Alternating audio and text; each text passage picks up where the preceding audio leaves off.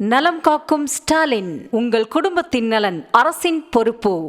மதுரையிலிருந்து பெங்களூரு நோக்கி சென்ற தனியார் பேருந்து கிருஷ்ணகிரி மாவட்டம் ஹோசூர் அருகே சாலை மேம்பாலத்திலிருந்து சர்வீஸ் சாலையில் கவிழ்ந்ததில் 20க்கும் மேற்பட்ட பயணிகள் படுகாயமடைந்தனர்.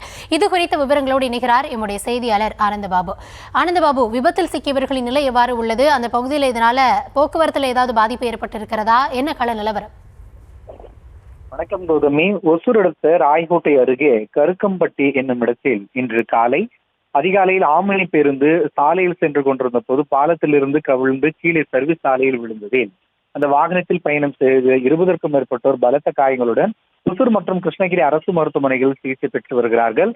மதுரை மாட்டுத்தாவணியிலிருந்து ஆம்னி பேருந்தில் 47 பயணிகளுடன் பெங்களூரு நோக்கி அந்த பேருந்து அரியரசுதன் என்னும் பேருந்து வந்து கொண்டிருக்கிறது. ஒசூர் அடுத்த ராய்கோட்டை அருகே கருக்கம்பட்டி என்னும் இடத்தில் வந்து கொண்டிருந்த போது அந்த பேருந்து சாலையின் பாலத்திலிருந்து கீழே சர்வீஸ் சாலையில் உருண்டு விழுந்திருக்கிறது. இதில் பயணித்த 20க்கும் மேற்பட்டோர் பலத்த காயமடைந்திருக்கிறார்கள். சிலருக்கு கை கால் முறிவு ஏற்பட்டிருக்கிறது.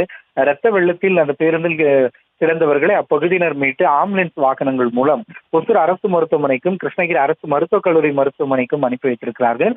ஒசூர் அரசு மருத்துவமனையில் தற்போது 15 பேர் சிகிச்சை பெற்று வரும் நிலையில் அதில் 3 பேர் கவலைக்கிடமாக இருப்பதாக மருத்துவர்கள் தெரிவித்திருக்கிறார்கள். அதில் ஒருவர் மேல் சிகிச்சைக்காக கிருஷ்ணகிரி அரசு மருத்துவக் கல்லூரிக்கு அனுப்பி வைக்கப்பட்டிருக்கிறது.